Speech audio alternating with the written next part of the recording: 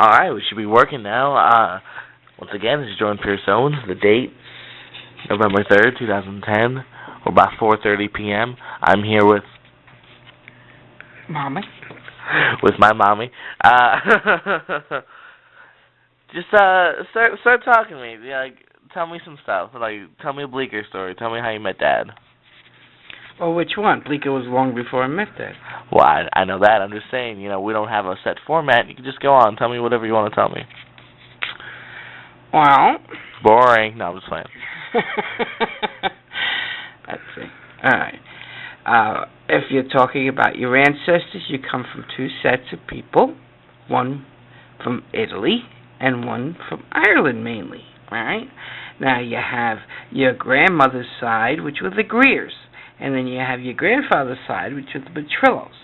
And I grew up with the Petrillos more so than the Greers. They all came to this country around the turn of the century. I am only second-generation American, and that's where our life began. We all lived in the same building, and grandparents on one floor, aunt and uncle next to them, and we lived on the top floor. I grew up with three brothers. The name of the street was Bleecker Street, our favorite street. And I don't know what you want me to say. That was a good brief background. I don't think I even knew some of that. And I'll probably forget it in a couple of minutes. Just whatever kind of flows to your mind. Okay, tell me about the story how you met Dad, because that's always one of my favorites. I was working at an office, and someone said that they needed help to arrange a parade, and it was going to be for the fellows coming back from Vietnam. Well, I was busy, so I sent my secretary, but then she came back and said they still needed more people. So I went and I helped, and I mailed out contributions and asking for contributions, letters to corporations, people that I had already been working for. And at the last day, I closed up my typewriter, and I said, that's it, we don't have to do any more. And the commander came in and said, look, we're short of hostesses. Could you be a hostess for the day? And I said, oh, I don't really want to do that. I was just behind the scenes and all. But he said, no, we're short, and please, we can use your help. So I went to the parade, and they gave me the Marine contingent. There was Marines, Army, Navy, Air Force, Coast Guard. And they put me in charge of the Marines. And after the parade, then the Marines would walk out first, and at the end of the parade, they had grandstands for them to stand on, and then they would watch the rest of New York City walk by as honored guests. And it was my job to see if they needed anything, food, cigarettes, soda, anything like that.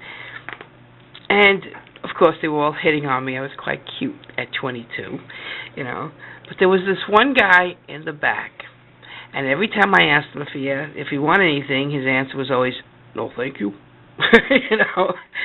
And this annoyed me because by the end of the day, I wanted to hear something more from this guy than, no, thank you.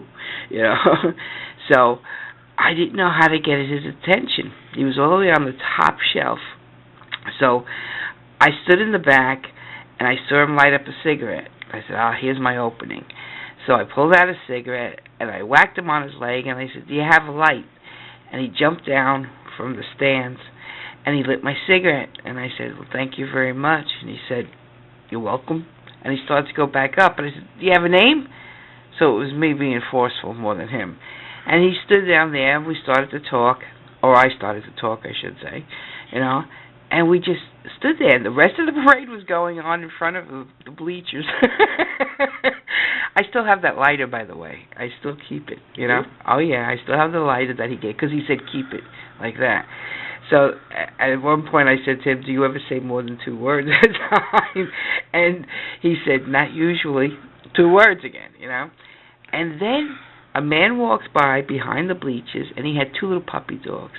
I'll never forget. And your father, he opened up, and all of a sudden he was laughing, and he grabbed the dogs. He asked the man for permission to pet them, and he sat on the ground in his uniform, and the dogs were licking his face. And I said, this is what's going to bring out his personality.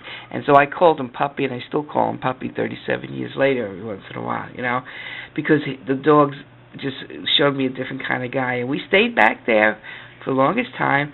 When the parade was over, we went to, he had to go with the group, and I went home, but there was a party that night at the Commodore Hotel, and when I had to go there for the dinner, he was waiting at the door for me to see me again. And then he said, can I see you again tomorrow? But his group was going back to Virginia. But he went to the Brooklyn Navy Yard and stayed at the barracks there. And I gave him directions. He had never been to New York before, but sure enough, he showed up, and we spent the day together. And that Sunday night, it was Friday, Saturday, and Sunday. Now, Sunday night, I took him to Grand Central Station, and I put him on a train back to Quantico, Virginia. And as he pulled out, I stood there saying, this is going to be something. And I went home, and I remember Uncle Randy was home at the time, and I said, I think I just met my husband, right? And he said, well, you met some guy. You'll never see him again. He's going back to Virginia. You were one night stand. Next Friday, on the bus, your father came back. And every Friday after that for the next 6 months, every weekend, he sat on a bus for 5 hours just so he could be with me for the weekend. And I was right. And after about 3 months, he asked me to marry him. And that's the story. 37 years later. Yeah, but that's how it started. Yeah. You say you knew him how long? I knew him less than 4 months when he asked me. But he asked me over the phone. Chicken shit, And I said to him, I have to see your face when you say those words. So Friday when he came, and I would meet him at Grand Central Station, he got off the bus, he put his bag down, and he looked me in the eye and he said, I don't have any money. I come from a very poor background. I have very limited education, but you'll never go hungry and you'll never be scared. And it worked. I saw in those eyes that he meant that, and he has always remained faithful to that promise, And we've been poor and we've been hungry, but I was never scared. I knew he would find a way to fix things, and he's still doing that till today. So that's how that happened. Everybody said, well, you're crazy. You hardly know this guy. Now you're leaving New York, you're leaving a good job, you're leaving your family, and you're going to go with this guy? You're out of your mind. Meanwhile, all their marriages have ended in divorce, or they've never even gotten married, and mine still, lasts 37 years later. So a lot of it was dumb luck, a lot of it was hard work, but, it works, So...